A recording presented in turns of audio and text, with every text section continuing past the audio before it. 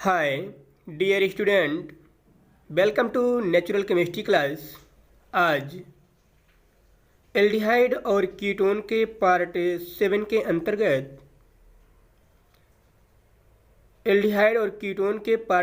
के अंतर्गत फॉर्मल्डिहाइड के उपयोग, एस्टल्डिहाइड के उपयोग और पीने काल में अपचयन का अध्ययन करेंगे। इसके पिछले पार्ट में हमने आपको एल्डिहाइड और कीटोन कैसे रासायनिक गुणों में एक दूसरे से भिन्नता प्रदर्शित करते हैं इसके बारे में बताया था, कुछ रासायनिक अभिक्रियाओं के द्वारा। आज उसी के आगे हम पार्ट 7 के अंतर्गत पीने काल में अपचयन और फॉर्मल्डिहाइड के उपयोग और एस्टल्डिहाइड के उपयोग के बारे में अध्ययन करेंगे। आइए जानते हैं कि पीने काल अपचयन कैसे होता है। बहुत इंपॉर्टेंट रिएक्शन है, ध्यान देंगे। एसीटोन का मैग्नीशियम अमलगम और जल द्वारा अपचयन करने पर पीने काल बनता है। एक चीज़ ध्यान दीजिएगा, मैग्नीशियम अमलगम आप जानते हैं जब कोई धातु मरकरी के साथ मिश्रित होता है तो वह उसका अमलगम होता है। तो यहाँ किसका अमलगम बनेगा? मैग्नीशियम का अमलगम, है ना। मीन्स कि जो मिश्रण है वो किसके साथ, मरकरी किसके साथ मिश्रित है? मैग्नीशियम के साथ, ठीक है ना। एक मिश्र धातु होता है अमलगम, तो जिस धातु के साथ मरकरी का मिश्रण होता है वह उसका अमलगम होता है। यहाँ पर मैग्नीशियम के साथ मिश्रण है तो मैग्नीशियम अमलगम होगा। जैसे ये सोडियम साथ अमलगम हो, सोडियम साथ मिश्रण होगा तो सोडियम अमलगम होगा। जिस भी धातु के साथ इसका मिश्रण होता है मरकरी का, वह उस धातु का अमलगम होता है। तो मरकरी यहाँ पर मिश्रित है किसके साथ? मैग्नीशियम के साथ, मैग्नीशियम अमलगम हुआ। इसके द्वारा जब अपचयन किया जाता है मैग्नीशियम अमलगम प्लस H2O की उपस्थिति में, अपचयन का मतलब आप जानते हैं कि हाइड्रोजन का जुड़ना। अपचयन का मतलब हाइड्रोजन का जुड़ना। यहाँ पर एसीटोन के दो मालिक्यूल हैं, आप ध्यान देंगे। एसीटोन के दो मालिक्यूल का जब अपचयन होगा, अपचयन का मतलब आप जानते हैं कि हाइड्रोजन का जुड़ना, और जब यही हाइड्रोजन यहाँ पर ऑक्सीजन पर जुड़ेगा, ए पाई बॉन्ड टूटेगा तो यहाँ पर H+ जुड़ेगा तो OH हो जाएगा। इसका मतलब CH3COH। और इसके कितने मालिक्यूल हैं? दो मालिक्यूल हैं, है कि नहीं। और उसी प्रकार से इधर भी दूसरा जो मालिक्यूल है CH3OH, और दोनों एक दूसरे से कार्बन द्वारा बच जाएंगे तो बन जाएगा क्या? पीने काल। जैसे यहाँ पर आप थोड़ा ध्यान देंगे, यहाँ पर हमने आपको बताया कि जैसे लिखा है CH3C,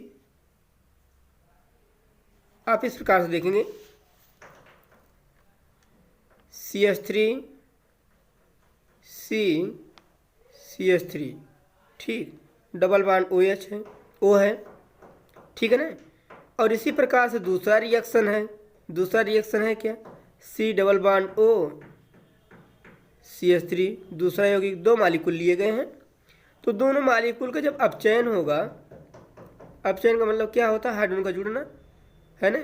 तो यहाँ से जो पाई बॉन्ड है, ठीक, ये पाई बॉन्ड टूट जाएगा और यही हाइड्रोजन एक इस पे जुड़ जाएगा और एक इस पे जुड़ जाएगा, और ये पाई बॉन्ड यहाँ पर कार्बन कार्बन जुड़ जाएंगे तो बन क्या जाएगा?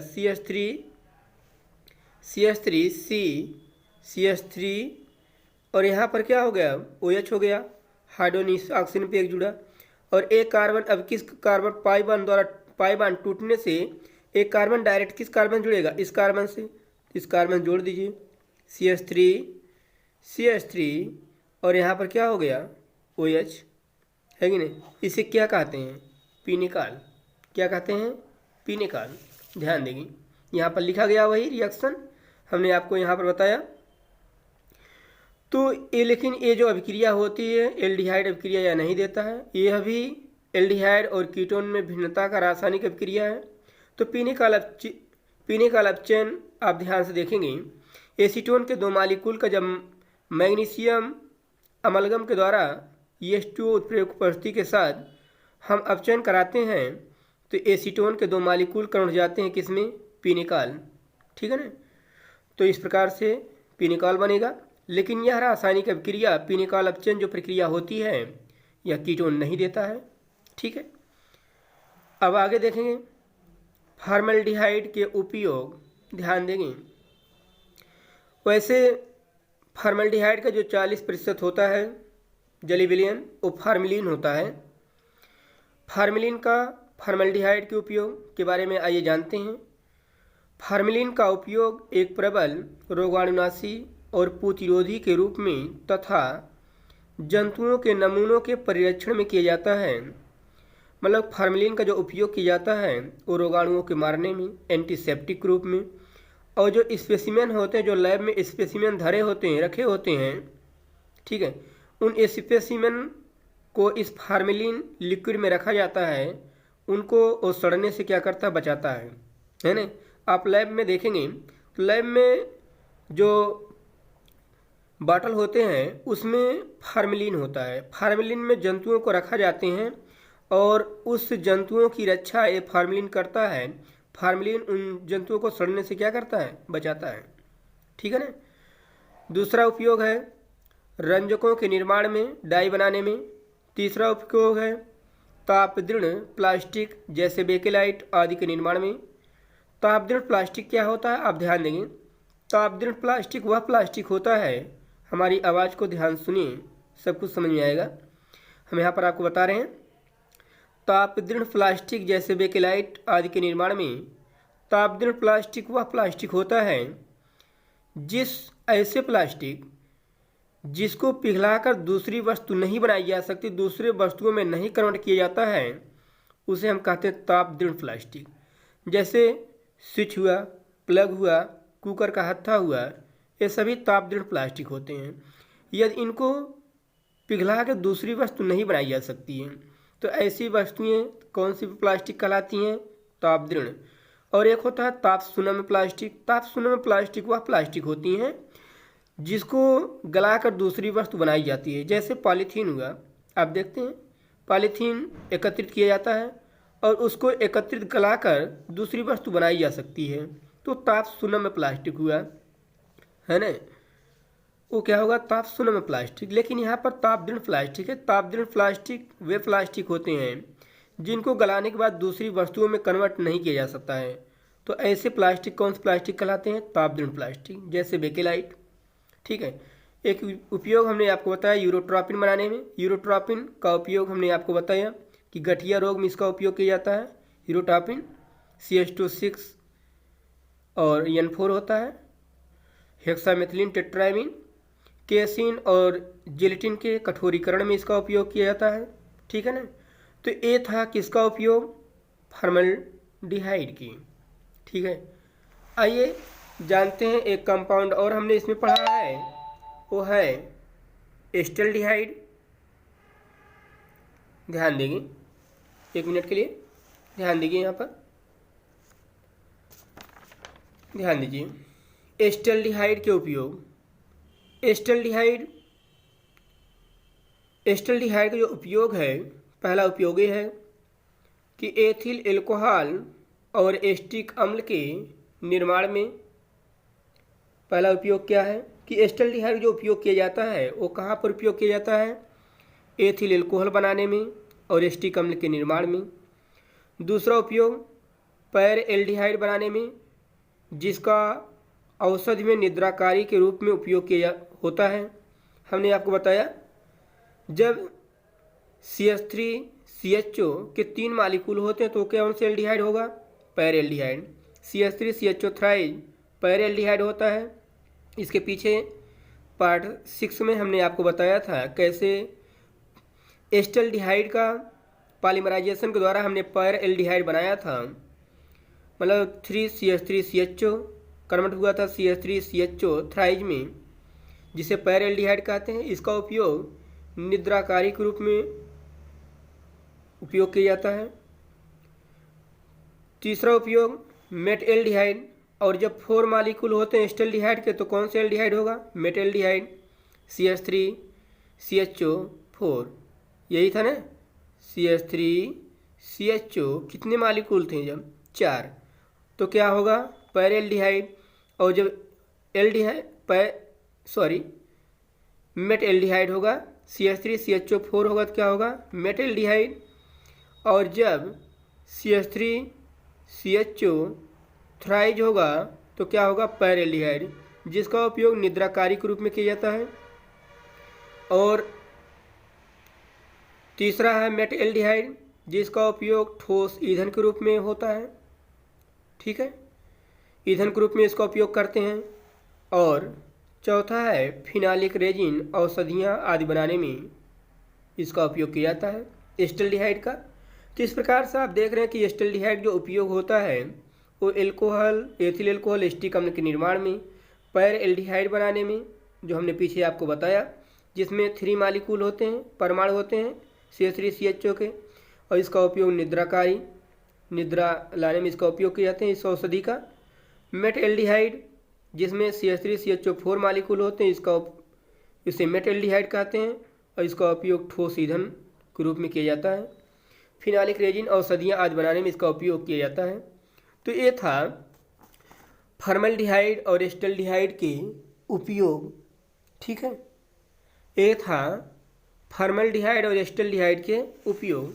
आइए अब हम आपको बताते हैं बेंजल्डिहाइड, अगला कंपाउंड एरोमेटिक यौगिक में एल्डिहाइड श्रेणी का अगला सदस्य बेंजल्डिहाइड है ना।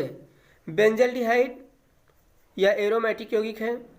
अभी तक हमने जो आपको बताया वह है एल्डिहाइड और कीटोन, जिसमें फॉर्मल्डिहाइड लिया गया। एस्टल्डिहाइड का उपयोग हुआ एसीटोन के रासायनिक गुणों के बारे में हमने बताया आपको, जिसमें फॉर्मल्डिहाइड के रासायनिक गुण, एस्टल्डिहाइड के रासायनिक गुण और एसीटोन के रासायनिक गुण, इन सभी के बारे में हमने आपको अभी तक बताया। अब उसी के आगे अगला कंपाउंड एरोमेटिक कंपाउंड बेंजल्डिहाइड है ना। बेंजल्डिहाइड का फार्मूला यही होता है, आप ध्यान देंगे। बेंजल्डिहाइड जो होता है वह है C6H5CHO। ये क्या है बेंजल्डिहाइड। और इसी बेंजल्डिहाइड को जब इस प्रकार से लिख सकते हैं, जब बेंजीन रिंग से CHO क्रियात्मक समूह जुड़ा होता है तो उसे हम कहते हैं बेंजल्डिहाइड। और इसको हम इस प्रकार से भी लिख सकते हैं, जैसे इसी जो पाई बांड है ये पूरे रिंग में मूव करता है, इसको इस प्रकार से भी लिख सकते हैं। मीन्स कि जब बेंजीन रिंग से CHO क्रियात्मक समूह जुड़ा होता है तो उसे हम क्या कहते हैं बेंजल्डिहाइड है ना। इस रिंग को दिखाने का मतलब ये है कि ये जो पाई बांड है, पाई बांड पूरे रिंग में मूव करता है, इस कारण से हम रिंग के सादृश दिखाते हैं। तो ये क्या है बेंजल्डिहाइड। अब इसी बेंजल्डिहाइड के बारे में आपको पढ़ना है। ठीक है ना। बेंजल्डिहाइड एक एरोमेटिक यौगिक होता है। आप जानते हैं कि बेंजीन एक एरोमेटिक है, तो बेंजल्डिहाइड भी क्या होगा एरोमेटिक होगा। ठीक है, आइए जानते हैं बेंजल्डिहाइड के बारे में। ध्यान देंगे, बेंजल्डिहाइड C6H5CHO हमने अभी आपको बताया।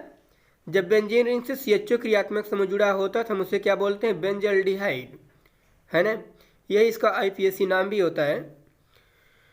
देखेंगे, बेंजल्डिहाइड एरोमेटिक एल्डिहाइड श्रेणी का प्रथम सदस्य है। हमने बताया कि जो बेंजल्डिहाइड होता है वह एरोमेटिक होता है, क्योंकि बेंजीन एरोमेटिक है। ठीक है ना। एरोमेटिक आप जो ज्ञात करते हैं, आप जानते हैं कि उसको हकल्स के नियम के अनुसार ज्ञात कर सकते हैं। यहाँ पर पाई बांड अल्टरनेट है, तो ये भी इसमें 6 पाई बांड है, तो एरोमेटिक ही होगा। देखें, बेंजल्डिहाइड एरोमेटिक एल्डिहाइड श्रेणी का प्रथम सदस्य है।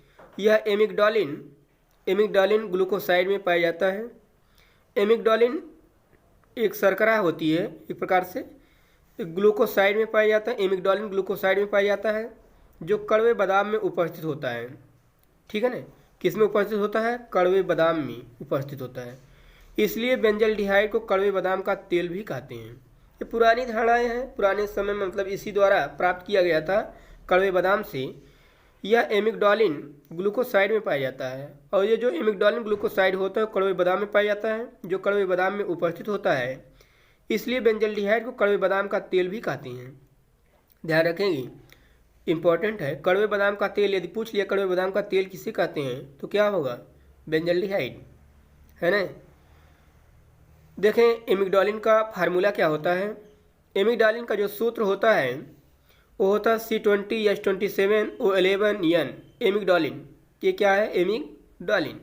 और इसी इमिग्डालिन का जब जल अपघटन करते हैं H2O C20H27O11N + 2H2O, इसका जब इमल्सन करते हैं, इमल्सन यहाँ पर करते हैं तो इमिग्डालिन कन्वर्ट हो जाता है किसमें, बेंजल्डिहाइड में C6H5CHO और बनता है ग्लूकोज C6H12O6 + HCN, ठीक है ना। तो ये थी पुरानी धारणा जिसके द्वारा बेंजल्डिहाइड बनाया जाता था। इमिग्डालिन हमने बताया कि जो कड़वे बादाम में पाया जाता है, जिसका जल अपघटन करते हैं इमल्सन की उपस्थिति में, तो कन्वर्ट होता है इमिग्डालिन किसमें, बेंजल्डिहाइड में, और क्या प्राप्त होता है, ग्लूकोज और प्लस HCN, ठीक है ना। आइए जानते हैं बेंजल्डिहाइड बनाने की सामान्य विधियाँ। बेंजल्डिहाइड बनाया कैसे जाता है, ठीक है ना, ध्यान देंगे। बेंजल्डिहाइड बनाने की विधियाँ बेंजिल क्लोराइड से। बेंजिल क्लोराइड C6H5CH2Cl, ये क्या होता है, बेंजिल क्लोराइड। ये प्रयोगशाला विधि है, आप रिएक्शन के माध्यम से इसको समझ सकते हैं, ठीक है ना। ये प्रयोगशाला विधि है। तो प्रयोगशाला में बेंजल्डिहाइड बेंजिल क्लोराइड को कॉपर नाइट्रेट या लेड नाइट्रेट की जली विलयन के साथ कार्बन डाइऑक्साइड गैस की धारा में गर्म करके बनाते हैं। ध्यान देंगे, कह रहा कि प्रयोगशाला में बेंजल्डिहाइड बेंजिल क्लोराइड को कॉपर नाइट्रेट या लेड नाइट्रेट के जली विलयन के साथ कार्बन डाइऑक्साइड गैस की धारा में गर्म करके बनाते हैं। ध्यान देंगे, जो बेंजिल क्लोराइड का फार्मूला होता है वो है C6H5CH2Cl, जिसके 2 मालिक्यूल हैं। इसका जब कॉपर नाइट्रेट या लेड नाइट्रेट के साथ हम गर्म करते हैं, किसकी उपस्थिति में, कार्बन डाइऑक्साइड। ये प्रयोगशाला विधि आप ध्यान देंगे, रिएक्शन के माध्यम से सिर्फ हम बता सकते हैं आपको कि ये जब बेंजिल क्लोराइड में हम कॉपर नाइट्रेट को मिलाते हैं, गर्म करते हैं किसके साथ, कार्बन डाइऑक्साइड के साथ, तो यही बेंजिल क्लोराइड कन्वर्ट होता है किसमें, बेंजल्डिहाइड में, जो यहाँ पर लिखा है C6H5CHO C6H5CHO बेंजल्डिहाइड, और बनता है क्यूप्रिक क्लोराइड CuCl2 और नाइट्रस एसिड, है ना। नाइट्रस एसिड बनेगा 2HNO2, जिसे हम क्या कहते हैं, नाइट्रस एसिड। 2HNO2 जिसे हम क्या कहते हैं, नाइट्रस एसिड। नाइट्रस एसिड का अपघटन हो जाता है। नाइट्रस एसिड कौन हो जाता है किसमें, नाइट्रिक ऑक्साइड में, नाइट्रोजन डाइऑक्साइड में और H2O में। ध्यान देंगे इन सभी में अंतर क्या होता है। HNO2 है तो नाइट्रस एसिड है, HNO3 होगा तो नाइट्रिक एसिड होगा, NO होगा तो नाइट्रिक ऑक्साइड होगा, NO2 होगा तो नाइट्रोजन डाइऑक्साइड होगा। ध्यान देंगे सभी में अंतर है उनके परमाणुओं के आधार पे, ठीक है ना। तो हमने बताया कि जब बेंजिल क्लोराइड को कॉपर नाइट्रेट के साथ कार्बन डाइऑक्साइड के साथ गर्म करते हैं तो बेंजिल क्लोराइड कन्वर्ट हो जाता है किसमें, बेंजल्डिहाइड में, C6H5CHO। किसमें कन्वर्ट हो जाएगा, बेंजल्डिहाइड में, और क्या बनता है, क्यूप्रिक क्लोराइड और नाइट्रस एसिड। नाइट्रस एसिड पुनः कन्वर्ट हो जाता है किसमें, नाइट्रोजन नाइट्रिक ऑक्साइड में और नाइट्रोजन डाइऑक्साइड, और प्लस क्या बनता है, जल, ठीक है ना। तो ये था प्रयोगशाला विधि, कैसे हम प्रयोगशाला में बेंजल्डिहाइड का निर्माण करते हैं। तो यहाँ पर कॉपर नाइट्रेट लें चाहे लेड नाइट्रेट लें, बात वही होगी। यहाँ पर सिर्फ लेड क्लोराइड हो जाएगा, यदि हम लेड नाइट्रेट लेंगे तो यहाँ पर क्या हो जाएगा, लेड क्लोराइड हो जाएगा, और कोई अंतर है नहीं। तो इस प्रयोगशाला विधि को आप ध्यान से देखेंगे और याद कर लेंगे कि मीन्स बेंजिल क्लोराइड का कॉपर नाइट्रेट या लेड नाइट्रेट के साथ गर्म करते हैं कार्बन डाइऑक्साइड के साथ, तो बेंजिल क्लोराइड कन्वर्ट हो जाता है किसमें, बेंजल्डिहाइड में, C6H5CHO में, और क्यूप्रिक क्लोराइड और नाइट्रस एसिड बनता है। नाइट्रस एसिड पुनः कन्वर्ट हो जाता है नाइट्रिक ऑक्साइड और नाइट्रोजन डाइऑक्साइड में, ठीक है। तो इस प्रकार से हमने आपको बेंजल्डिहाइड और बेंजल्डिहाइड की बनाने की विधियों के बारे में आपको बताया। आज का क्लास यहीं पर समाप्त होता है। नेक्स्ट वीडियो में फिर मिलेंगे, तब तक के लिए नमस्कार। Thank you very much.